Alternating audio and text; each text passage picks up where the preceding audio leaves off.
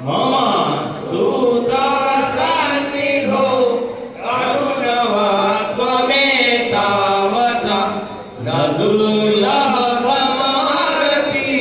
મુરારિપો મુકુન્દ પ્રિયે ભવો સ્તુતવલાલના સુરધુનિ પર સંગમા ભવેવ ભૂરિ કીર્તિતા ન તુ કદાપિ પુષ્ટિ સ્થિતૈઃ સ્તુતિ તવ કરોતિ કા કમલજાસપાતિ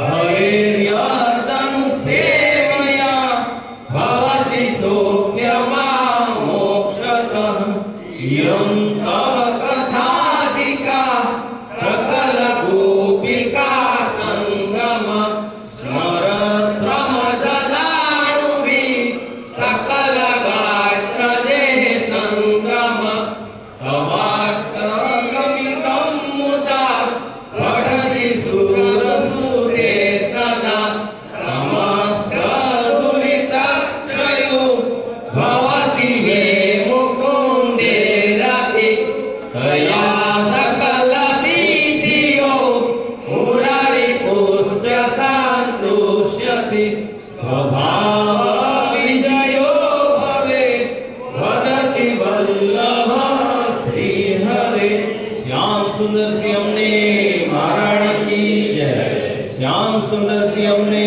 મહારાણી કી જય શ્યામ સુંદર શ્રી અમને મહારાણી કી જય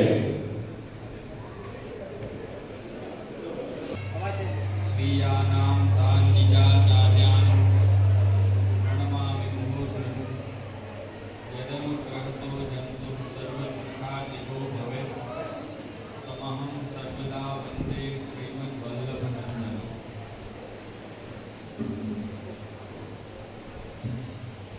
અત્રે ઉપસ્થિત સર્વે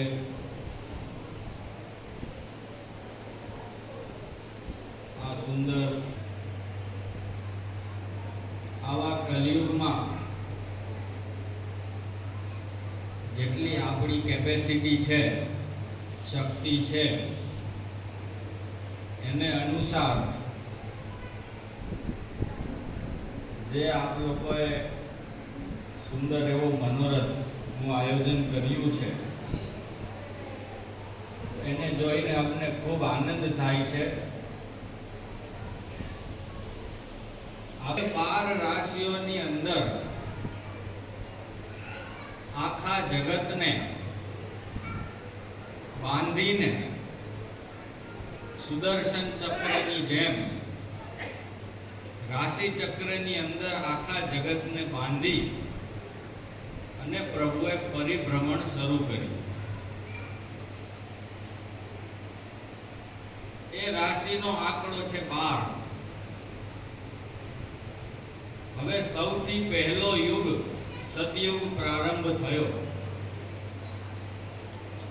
સતયુગ પ્રારંભ થયો ત્યારે જે માણસોનો જન્મ થયો, જે લોકોનો સૌથી પહેલા, એ બધાની ઉંમર હતી 1,20,000 વર્ષ. 12 નો આંકડો છેટ પ્રલય સુધી ચાલતો રહેશે, એ મગજમાં રાખવાનું છે. સતયુગમાં બધા ત્રેતાયુગનો પ્રારંભ થયો ત્યારે માણસો જે જન્મ લેતા હતા એની ઉંમર હતી 12,000 વર્ષ, 10મો ભાગ. અને ત્યારબાદ જે ત્રેતાયુગમાં રામચંદ્રજીનું પ્રાગટ્ય થયું, શ્રી રામચંદ્રજીએ 13,000 વર્ષ પૃથ્વી ઉપર બિરાજ્યા. ત્યારબાદ ત્રેતાયુગ પૂર્ણ થયો અને દ્વાપર યુગનો પ્રારંભ થયો. દ્વાપર યુગની શરૂઆત થઈ ત્યારે જે મનુષ્ય જન્મ લેતા હતા એની ઉંમર હતી 1200 વર્ષ, 10મો ભાગ. અને મહાભારતમાં ભીષ્મ પિતામહ 750 વર્ષ સુધી સુધી જીવિત રહ્યા એવું વર્ણન પ્રાપ્ત થાય છે. એમાં નવાઈની વાત નથી, કારણ કે દ્વાપર યુગમાં પૂર્ણ આયુ 1200 વર્ષની હતી. ત્યારબાદ જ્યારે દ્વારકા લીલા પૂર્ણ થઈ પ્રભુની, પ્રભુએ પ્રભાસ લીલા કરી નિત્ય લીલામાં પધાર્યા, ત્યારથી કલિયુગનો પ્રારંભ થયો. અને એ સમયે જે માણસો જન્મ લેતા હતા એની ઉંમર હતી 120 વર્ષ, 10મો ભાગ. અને હવે એમાંથી ઘટતા ઘટતા 70-75 વર્ષ સુધી આપણી ઉંમર આવી ગઈ છે. હજી ઘણો કલિયુગ બાકી છે. શાસ્ત્રોમાં એવું કહેવામાં આવ્યું છે કે જ્યારે કલિયુગનો અંત થશે ત્યારે માણસોની પૂર્ણ આયુ જે હશે એ 12 વર્ષ હશે. 5-6 વર્ષે વિવાહ થશે અને 12 વર્ષે એનું મૃત્યુ થશે. તો એવા કલિકાલમાં આપણી કેપેસિટી ઘટતી જાય છે. એવામાં જે સતયુગના જે પાવરફુલ શાસ્ત્રો હતા, વેદ છે, પુરાણ છે, તો એ બધા શાસ્ત્રોનું એના નિયમો બહુ અઘરા હતા. એ લોકોની કેપેસિટી હતી એટલે એ લોકો પાળતા નિયમ. પણ હવે આપણી કેપેસિટી વૈદિક માર્ગનું પાલન કરવાની નથી. આ વસ્તુ જ્યારે પ્રભુએ જોઈ ત્યારે સમય ઉપર પ્રભુ અવતાર લઈ અને સરળથી સરળ વધારે સહેલો ધર્મ પ્રભુ આપ પ્રગટ કરતા રહે છે. એવી જ રીતે જ્યારે પ્રભુએ જોયું કે હવે બીજા બધા ધર્મ છે એ સફળ નથી રહ્યા, ત્યારે પ્રભુએ શ્રીમદ ભાગવત મહાપુરાણ રૂપે ભક્તિ માર્ગનું પ્રાગટ્ય કર્યું. ભક્તિ માર્ગ એટલે વૈષ્ણવ સંપ્રદાય. વૈષ્ણવ શબ્દનો અર્થ થાય છે જે વિષ્ણુને ભજે તે વૈષ્ણવ. હવે તમે લોકો માની લો કે પ્રશ્ન કરો કે ભાઈ વૈષ્ણવ ધર્મ પાળવાની જરૂર શું છે?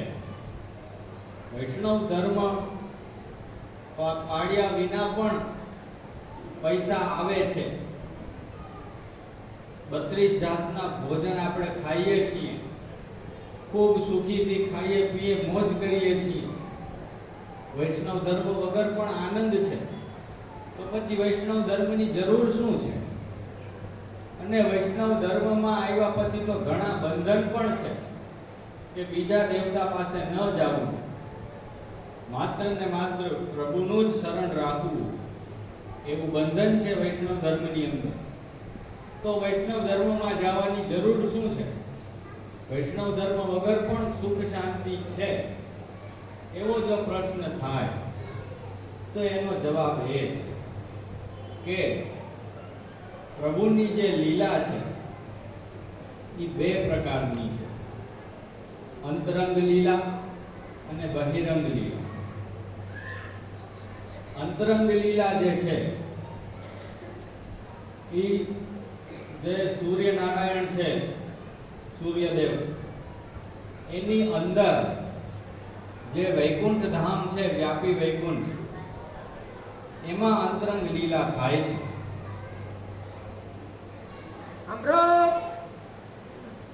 અને જે બહિરંગ લીલા છે એ સૂર્યનારાયણ જે સૂર્યદેવ છે એની બહાર બહિરંગ લીલા થાય છે. હવે આ અંતરંગ લીલા અને બહિરંગ લીલા એમાં ભેદ શું છે, ફરક શું છે? તો એમાં શાસ્ત્રમાં કહ્યું છે કે અંતરંગ લીલા અને બહિરંગ લીલા એમાં ફેર એટલો જ છે કે અંતરંગ લીલામાં ક્યાંય ભય નથી અને બહિરંગ લીલામાં ભય છે. કયો ભય? તો કે મરણનો ભય, મરી જાશું તેવો ભય જે છે એ અંતરંગ લીલા જે સૂર્યનારાયણની અંદર વ્યાપી વૈકુંઠ ધામમાં ચાલે છે, એ વૈકુંઠમાં ક્યારેય મરી જવાનો ભય નથી, કારણ કે ત્યાં મૃત્યુ છે જ નહીં. જરાનો ભય, જરા એટલે વૃદ્ધાવસ્થા, ગઢપણ આવી જવાનો જે ભય એ બહિરંગ લીલામાં છે, અંતરંગ લીલામાં નથી. તો એટલે જ ઋષિ મુનિઓ જે તત્વજ્ઞાની આચાર્યો જે થઈ ગયા, એમણે આપણા જેવા જીવોને સમજાવવાનો પ્રયત્ન કર્યો કે ભાઈ સાહેબ સમજો, ભલા માણસ, તમે લોકો સંસારમાં પડ્યા છો એ ભય સાથેની દુનિયા છે, નિર્ભય દુનિયા નથી. અહીંયા તમને મરી જવાનું છે, મૃત્યુ છે. જ્યારે જે વ્યાપી વૈકુંઠ ધામ છે એમાં મૃત્યુ નથી.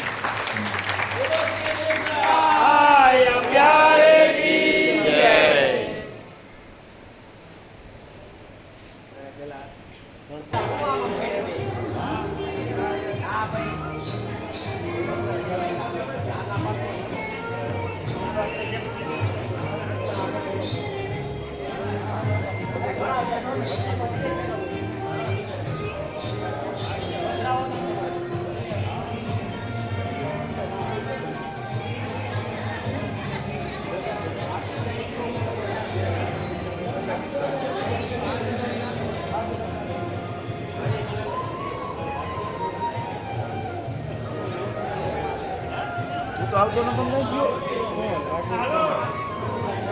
ગયો આવતો જ નતો.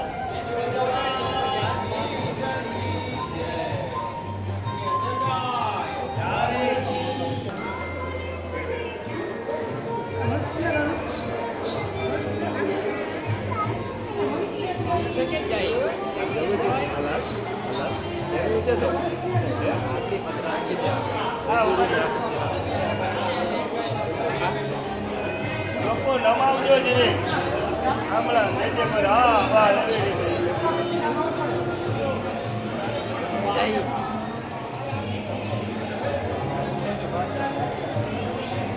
આવી ગયો તું આવી ગયો.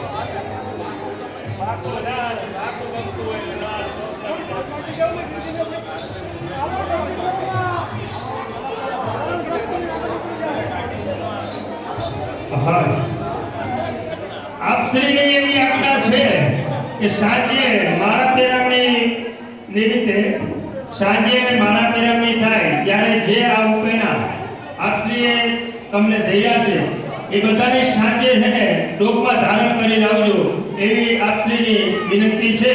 તો બધાએ શિરોમણી કરજો.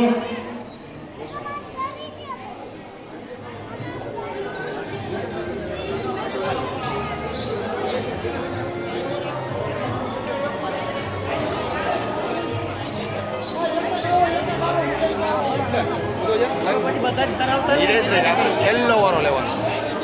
જવું તો મારે છેલ્લે એવું થાય આમ ચાલજો ખોવો કાંઈ ચશ્મા પહેરી જાવ કે ચશ્મા ના પહેરે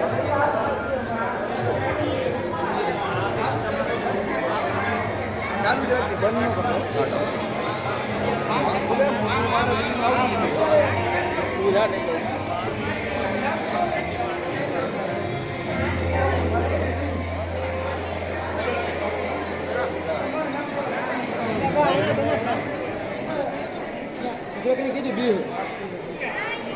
ભાભી વંશ ક્યાં છે વંશ વંશ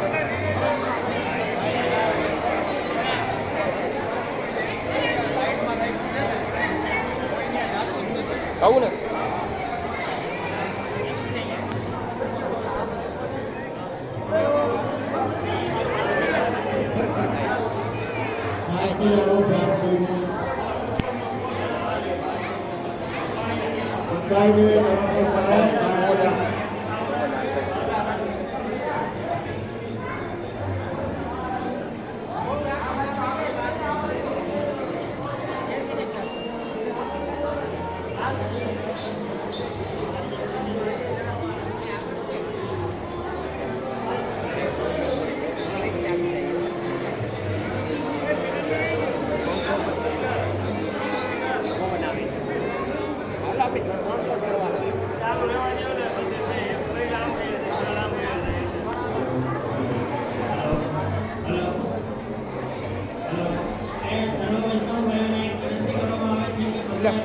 મનોરથી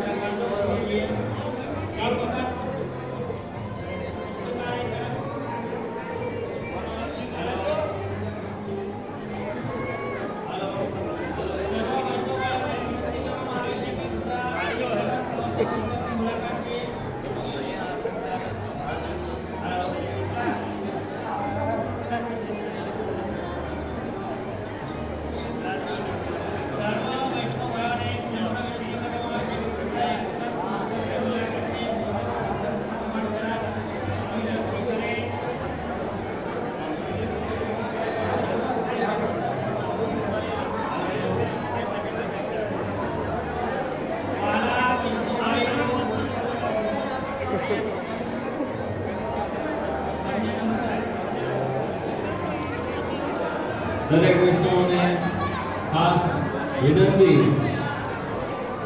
કે આપશ્રીએ જે વચનામૃત કર્યા એમાં જે પુષ્ટિમાર્ગનું મહત્વ બતાવ્યું એ સંપૂર્ણપણે અમારા આપશ્રીના લખેલા પુસ્તકમાં બિરાજમાન છે. તો ખાસ જે કોઈ વૈષ્ણવોની ઈચ્છા હોય એ પુષ્ટિમાર્ગ સર્વભૂમિનું પુસ્તક અવશ્ય પ્રાપ્ત કરે, જેથી આગળ હવે કેવી રીતે એમને જીવન જીવવું એનો ખ્યાલ આવે અને જેમને ઘરે ઠાકોરજી બિરાજતા હોય એમના માટે સેવા વિધિનું પણ પુસ્તક બિરાજમાન છે. જે કોઈ વૈષ્ણવને લેવું હોય એ ખાસ પુસ્તકો એક વખત અવશ્ય દ્રષ્ટિ કરે.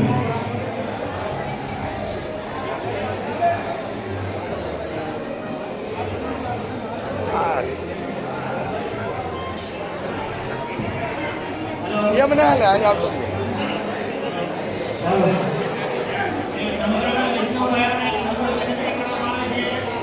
બધા પુસ્તકની મુલાકાત અવશ્ય લે. દર વખતે એક જ વાત કરું છું તમને વૈજ્ઞાનિક હા જીતુભાઈ બોલે ને મોકલો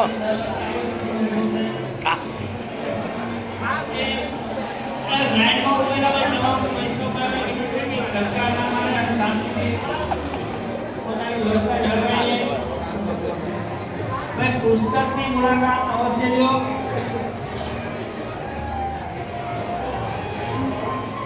અને દર વખતે એક જ વાત કરશું કે કોરી પાર્ટી છે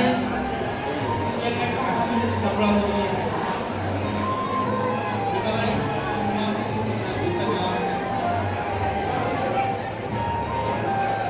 વૈષ્ણવ વાળાને નમ્ર વિનંતી છે કે પુસ્તકાલયની મુલાકાત અવશ્ય લેવી.